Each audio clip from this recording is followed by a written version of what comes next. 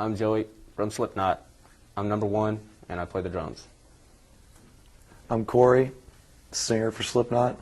I'm number 8. Sid, number 0, I'm the DJ. I'm the Clown, number 6, I play percussion. Mick, number 7, guitar. Paul, number 2, and I play bass. 133, number 5, samples and keyboards. James, number 4, I play guitar. Chris, number 3, I play percussion. Don't be afraid to pull on your stickman. How did growing up in Iowa influence your music? As far as our music goes, I couldn't speak for anyone else that was there, but as far as just all 9 of us go, I guess what you see right now, and like if you've heard any of the music or the music that you'll see also on your website here, is a product of pretty much a barren wasteland of of entertainment that goes on in Des Moines. And it's not necessarily entertainment either. It's a barren wasteland just for outlets. And when we were all in different bands prior to joining together, we we did a lot of work with our other bands and trying to promote and encourage heavy music in that scene. And not only trying to promote necessarily our music at the time, the attitude started getting more angry and aggressive towards feelings of us being rejected and being torn down for what we were trying to do. Therefore, when we formed, we all got sick of basically the element that was Des Moines, Iowa, and we all came together and formed a supergroup, which is kind of what we like to call it. And we've created Slipknot, and since we were getting treated like faceless, like we were pretty much totally anonymous there, we decided to be anonymous. So we put on the mask because we're not about our names or our faces. We're about our music 100%. Cool. How did you guys first become interested in music? Well, a lot of us, especially the guys in the band, the people we hang out with, like Joey said, we came from a place that had nothing. So you basically developed your own sense of self. You developed your own sense of individuality, and that really brings out the sickness in a lot of people, especially the people from Des Moines, Iowa. And that got us interested in the type of music that we're doing, and it started out small and it just got, sicker and sicker. You have to have a gift to be in this band.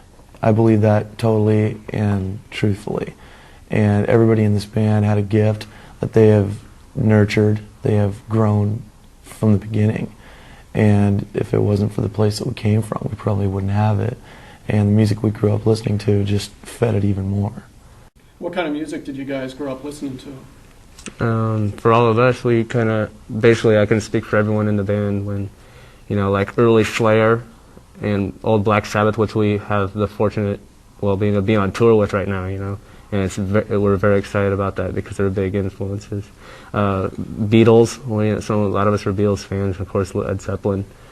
And then we got into like old school thrash, along with Slayer and like old Anthrax and stuff like that, and it just flourished in a meaner, and like we got into the death metal style a lot, like old bands like Autopsy and Repulsion, and now it's carried into new bands like Nasm and stuff like that we listen to quite often. And basically we don't derive from any certain type of music, but with 9 guys, we got a DJ that influences a lot of our stuff now too, and he doesn't do like the old school like hip hop style scratching and stuff, even though he's really good at it. He invents like a lot of new like noises and stuff that really help enhance a new element into our music. And we have 3 percussions too, because we're into big drums, and we have like even though I play the main drum kit, we have 2 guys up at the front of the stage that play big cannon drums. They also have like mounted keg drums and like actual beer kegs that are empty, and it creates quite a unique sound actually. How did you guys arrive at a 9-piece metal band using everything from a power saw to samples? Just happened, I mean, when you're trying to get your point across, you use whatever's there. And the band started out, it was originally a 6-piece, and it grew to the point where we were at 8, and we were going really good with that, but there was still something missing. We knew there was something missing, and that's when we added our DJ. and it just fit, you know. When you're making the kind of noise that we are, you can't cheese it. You can't second guess it. You got to go all the way, and you have to be as intense as possible. You have to be as expressive as possible. And the fact that we have 9 people, there's no gimmick to this. Everybody plays their own instruments. It's not like we have this sideshow going on. This is a full functioning band, and to do what we want to do, that's exactly what it took. So it all worked out in the end. What made you guys decide to sort of push the envelope of heavy metal the way you do, with the size of your band and the type of instruments you play and the look of the band? The people we are, we can't help but be the best. You know what I'm saying? We will never be second best, because in our hearts, we can't let ourselves be that. We are 9 overachievers. We are 9 guys that will go the extra distance to see what we do. Like Joey was saying, every day, every minute of the day, we're constantly working on the band, you know? We take care of ourselves so we can be the best band. We act, we're living our dream, you know? I mean, as much power as you put into this band, you can't help but come out like 10,000 volts of electricity. I mean, it's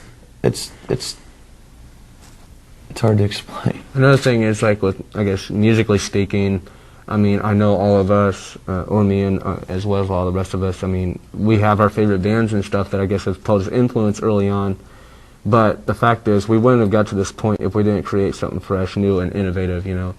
And the only reason to do that is kind of from the confines of where we were and, like, the exposure that we were receiving, which was 0, to make us do this. I mean, we're like, and it just clicks in you. I mean, there's, like, just like a serial killer, or like a person is this, like, you know, you hear about those postal workers and shit that had enough, you know, and it's like they just snap, and it's like, finally, it's like, this is what we got to do. I mean, because, I mean, everyone kind of has, like, the preconceived things, like, in their brain of, like, you know, what it would be like to do this someday, but it's usually like a dream and you don't really act on it. Well, we acted on it, and we worked so hard to do it, and to push the envelope, I mean, is the only way for this band to work, because, I mean, when you see a band like this, the biggest letdown would be the music sucking. And we're exactly the opposite. I mean, we're about the music 100%, and this is completely secondary. You know, this comes not from an image standpoint of trying to get the band noticed, but from a band that is so about its music that should be the real, you know, the real package, and not about a rock star image.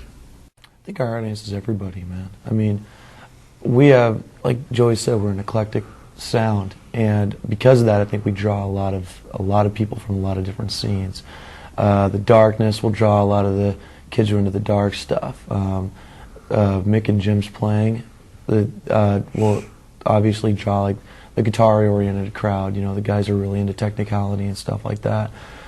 Just the sheer heaviness will bring the hordes that are into the heavy music anyway. You know, and we're so fringe that we're mainstream. You know what I'm saying?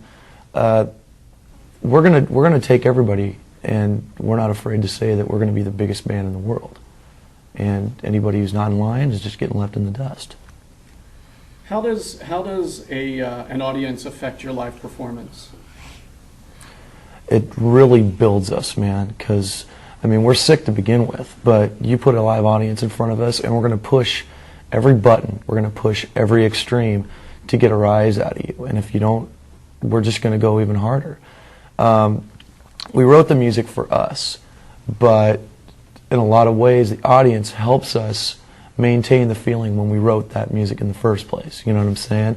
It's like we weren't catering to one audience, we were catering to us. But the fact that so many people are like kindred lovers of this music, that it's incredible. That pushes us to extremes that you wouldn't even believe. A lot of times we'll come off stage bloody. A lot of times we'll come off stage and we can't catch our breath. We might pass out on stage. But the audience keeps us going, and as long as there's people to play in front of, we'll keep doing it.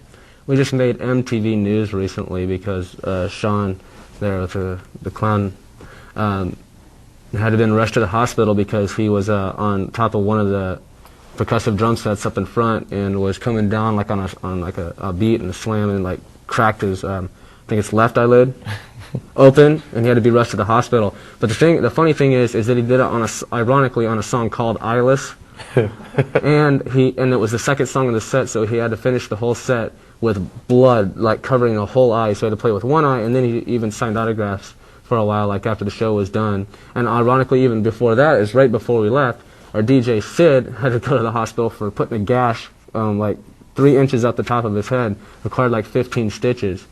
So it's like, who knows what's going to happen tomorrow. Do you guys think bands like the Rolling Stones and Aerosmith are too old to tour? Hell no. No, because, I mean, why should they be? I mean, yeah, there's sometimes when people will say, you know, look at them, they're too old, and you know, but the fact is, I mean, come on, they've already done everything that could possibly have been done. There's honestly, I mean, they'll go out and make a lot more money, but the fact is they've already had a lot more money because a lot of them have been off the drug problems forever, and they've still been doing tours. The fact is, if you don't love music, you wouldn't be doing it, and is anyone to tell them that they can't do it? Because, I mean, shit, they started a lot of the stuff, you know, Aerosmith and all those bands like Kiss and stuff. Not only, you know, really big influences on all of this, but the fact is they created awesome music, and why can't they keep, like, producing that music to the mass audiences that will still pay for it? Like I said, as long as there's an audience, man, why not go out? If your audience dwindles, then obviously you're not making the statement you were making in the past. But as long as people want to see you play, man, go for it. You know? I mean, I hope, you never know. I mean, I hope that someday I can be in a position to do that myself. But if it ever gets to the point where I'm doing it just for monetary reasons, screw it, I'll let it go. Yeah, because, I mean, your fans will see through that. Because if you're honestly doing it for, you know, money reasons, you will not be putting the same heart into your shows and into your production or any of that stuff that you would be doing if you're doing it for the love of music alone, because people can literally see through that. It's just like why certain bands have a lot better live shows and can captivate the audience a lot better than other bands, because it's the feeling that they're holding inside, and they know how to channel towards that audience and pull it back in and make it one unified scene. So like it's a question of sincerity. Yeah, exactly. Good People point. aren't stupid most of the time, you know. The majority of people aren't stupid. They'll see and they can feel, especially they can feel if you're being truthful. And you fuck them once, they're not going to come back again, you know what I'm saying? So You gotta really watch your ass on that shit. yeah. So they wouldn't, you know, they would not be able to still do it if it wasn't sincere, I don't think, you know. Yeah, of course, I mean, if there's going to be money, they're going to want to make it. You can't say that ain't right. But, I mean, you can tell they wouldn't do it. I mean, these guys they're getting up there in age, and it kicks ass that they're still doing it, you know.